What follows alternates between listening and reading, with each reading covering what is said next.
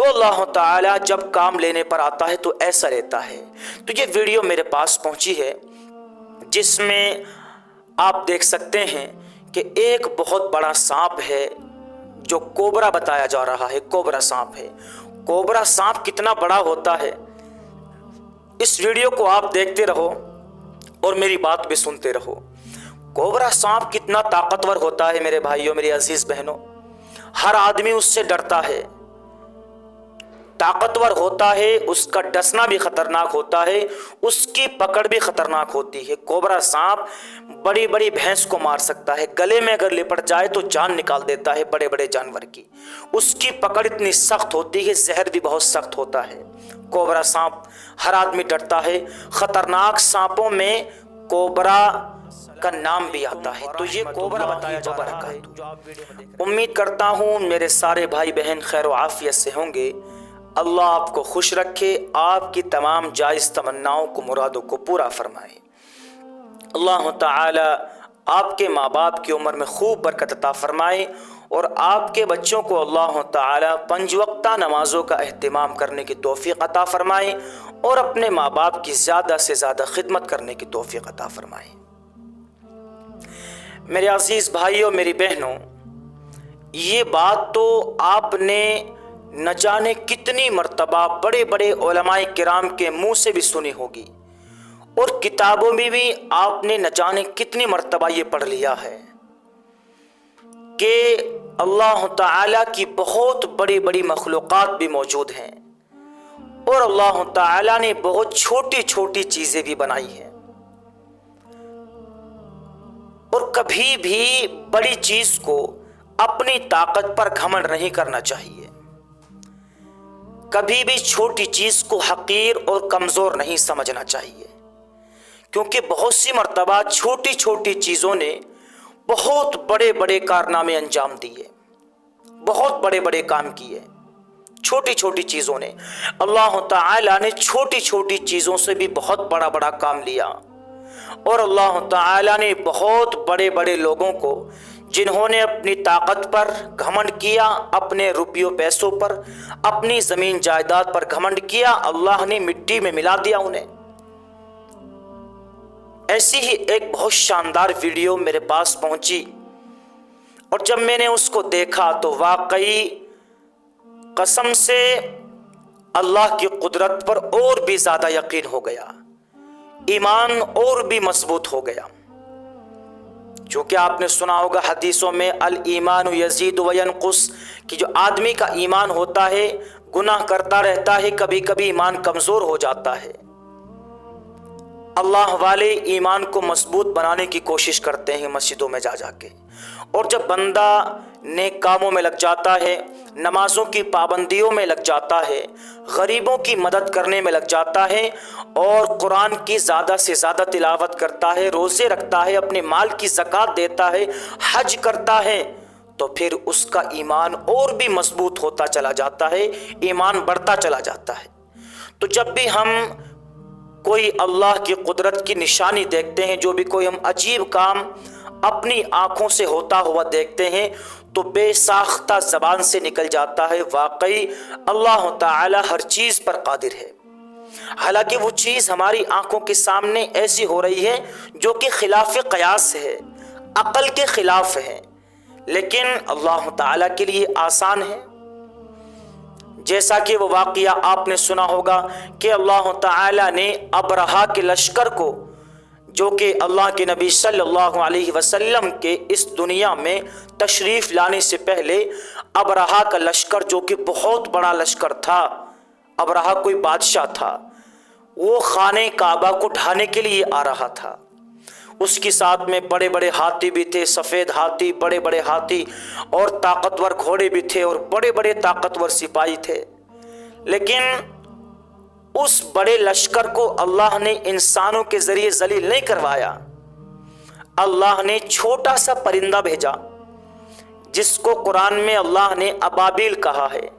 الم تر کیف فعل ربک باصحاب الفیل، یہ واقعہ پورا اس سورت کے اندر اللہ نے ذکر فرما دیا۔ سورت چھوٹی سی ہے، مختصر، بہت چھوٹی سی، نمازوں میں پڑھتے رہتے ہیں سلم طرح کو، لیکن اس میں اللہ تعالیٰ نے کتنا بڑا واقعہ بیان کر دیا، بہت بڑا۔ تو واقعہ پھر کبھی سناؤں گا انشاءاللہ، آپ کو لمبا ہو جائے گا۔ تو میں بتانے کا مقصد یہ ہے کہ اللہ تعالیٰ نے جو پرندہ ہے ابابیل اس کو بھیجا۔ چھوٹا سا پرندہ ہوتا ہے، لمبی سی پونچھ ہوتی ہے اس کے، مٹی کا گھر بناتا ہے، دیوار پہ چپکا دیتا ہے گھر کو، اس میں رہتا ہے وہ۔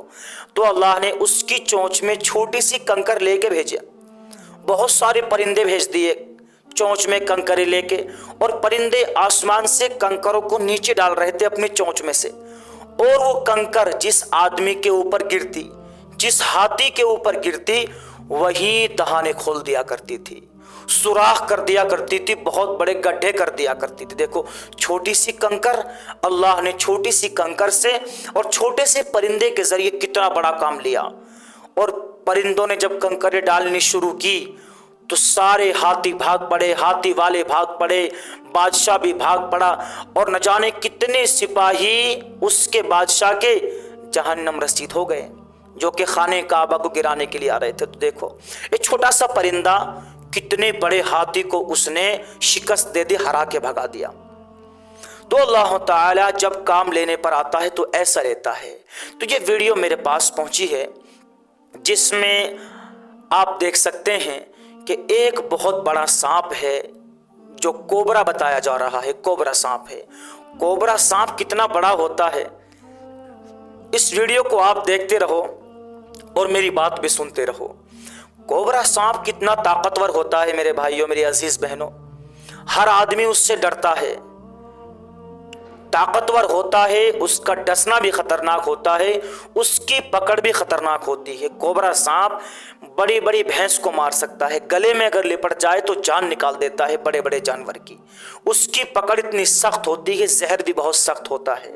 کوبرا سانپ ہر آدمی ڈرتا ہے، خطرناک سانپوں میں کوبرا کا نام بھی آتا ہے۔ تو یہ کوبرا بتایا جا رہا ہے جو آپ ویڈیو میں دیکھ رہے ہیں، اتنا طاقتور سانپ، اس کو ذرا سی مکڑی، چھوٹی سی مکڑی، کتنی سی مکڑی آپ کو نظر آ رہی ویڈیو میں، مکڑی کی کیا حیثیت ہوتی ہے، چھوٹی سی مکڑی ہوتی ہے، ذرا سی مکڑی نے اس کو جال میں باندھ دیا۔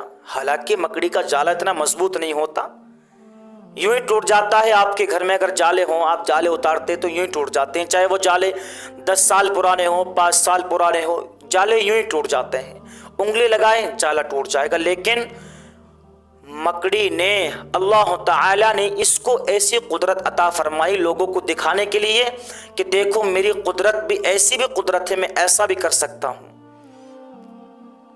کہ مکڑی نے اتنے بڑے کوبرا سانپ کو اپنے جال میں پھنسا لیا، اور جال میں پھنسا کے اس کو بے ہوش کر دیا، اور اس کا ایسا حال کر دیا کہ وہ اپنی جان کی بھیک مانگ رہا ہے، وہ اپنی جان کی بھیک مانگ رہا ہے۔ وہ کبھی ادھر کو پھڑپھڑاتا ہے، کبھی ادھر کو نکلنے کی کوشش کرتا ہے جال میں سے، کبھی اوپر کو نکلتا ہے، کبھی نیچے کو، پوری جان لگا رکھی ہے اس نے، پوری طاقت اپنی جھونک رکھی ہے اس نے اپنی جان بچانے کے لیے، لیکن جان نہیں بچ پائی میرے بھائیوں۔ مکڑی یوں دیکھنے میں تو بہت چھوٹا سا جانور ہے، لیکن اللہ نے مکڑی کو بہت بڑی بڑی صلاحیت عطا فرمائی ہے۔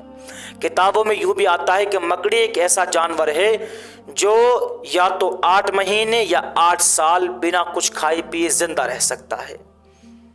دیکھو اللہ نے کیسی قدرت عطا فرمائی اسے۔